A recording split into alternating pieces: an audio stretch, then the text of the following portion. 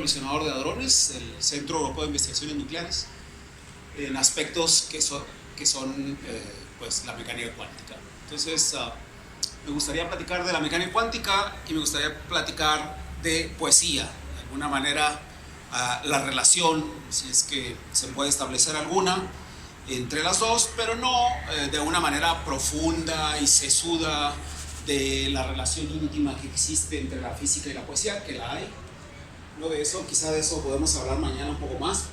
Mañana presentaremos el libro de Edgar Treviso en la sala Carame de poesía.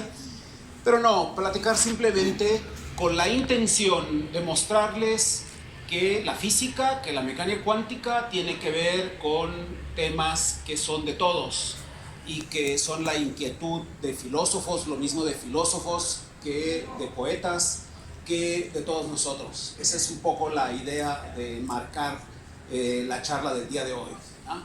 Pero por supuesto que hay motivaciones y una de las motivaciones importantes también tiene que ver con lo que está ocurriendo en el terreno de la mecánica cuántica. La mecánica cuántica nació hace más de 100 años, en 1901. Han pasado 122 años desde que naciera la mecánica cuántica, pero sigue siendo un campo activo, misterioso, mágico, incomprensible, desconcertante, y siguen pasando cosas, y la muestra de que eso es así es que en un mes, estamos el 10 de diciembre, en el aniversario de la muerte de Alfred Nobel, como cada año se entregará el premio Nobel, y en esta ocasión el premio Nobel se les va a entregar a esos tres señores, un francés, el bigotón, que es Alain Aspect, un francés, y luego al del medio John Clauser, un norteamericano, y a la derecha un austriaco, Anton Selinger, y a los tres se les entregará el premio Nobel porque mostraron, uno en los años 70, otro en los años 80 y otro en los años 90, así en ese orden, no exactamente en ese orden, mostraron las propiedades más desconcertantes de la mecánica cuántica y lo mostraron en el laboratorio. Mostraron que efectivamente la mecánica cuántica es tan desconcertante como lo hemos estado planteando en los últimos 100 años. Y van a recibir el premio Nobel. Entonces es como un motivo que está bien enmarcado con la frase de Mark Twain, ¿no? Porque Mark Twain decía: la verdad es más extraña que la ficción. Y dice, pero eso es solo porque la ficción se debe sujetar a posibilidades, ¿no? Pareciera que la realidad no se sujeta a posibilidades. Por lo menos eso es lo que nos demuestra el trabajo de estos tres señores y la mecánica cuántica.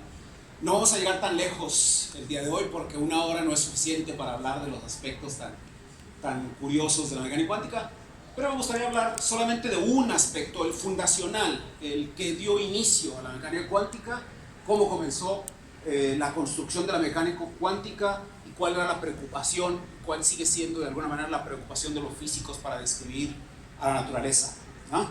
Entonces el propósito de esta charla pues un poco tiene que ver con lo que decía Robert March, ¿no? Robert March es un escritor norteamericano que escribió un libro que se llama Física para Poetas, que vende muchísimo, sigue vendiendo muchísimo.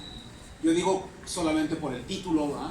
Que el título es muy atractivo. Física para Poetas fue escrito en 1977 y llama mucho la atención, pero en realidad es un libro bastante complicado para leerse, no es tan poético como pareciera, pero en todo caso sí me gusta mucho la intención de Robert March, que es la intención de esta charla, es comunicar que la actividad humana, que es la física, con la profunda convicción de que vista así no es tan incomprensible ni tan alejada de la cultura general como suele pensarse, ¿no?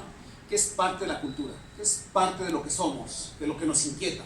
Esa es la intención de esta charla. Y entonces para eso pues comienzo por hacer un apunte. A ver, ¿qué pasó ahí? Es que están animaciones que no quería. Una inquietud que es muy antigua. Es una inquietud que es tan antigua como el pensamiento mismo, como la civilización mismo, y es la relación dual que parece existir en la naturaleza entre el cuerpo y el alma. Es tan antiguo que los filósofos griegos ya en 500 o 600 antes de Cristo, el mismo Heráclito, por no mencionar a otros, no voy a dar una charla de filosofía, pero para mencionar a Heráclito, que era un monista. Él era monista, eso quiere decir no era dualista, pero aún Heráclito, siendo monista, consideraba que en la naturaleza había pares de opuestos y que estos pares de opuestos se resolvían en uno solo, ¿no?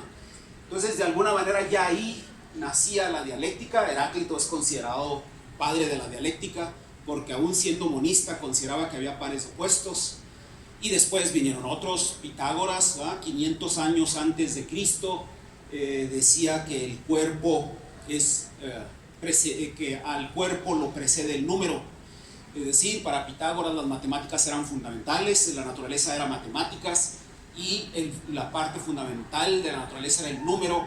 El número venía una forma geométrica, de las formas geométricas venían los cuerpos y de los cuerpos geométricos venían los cuerpos que conocemos en la naturaleza, los cuerpos sensibles, decía.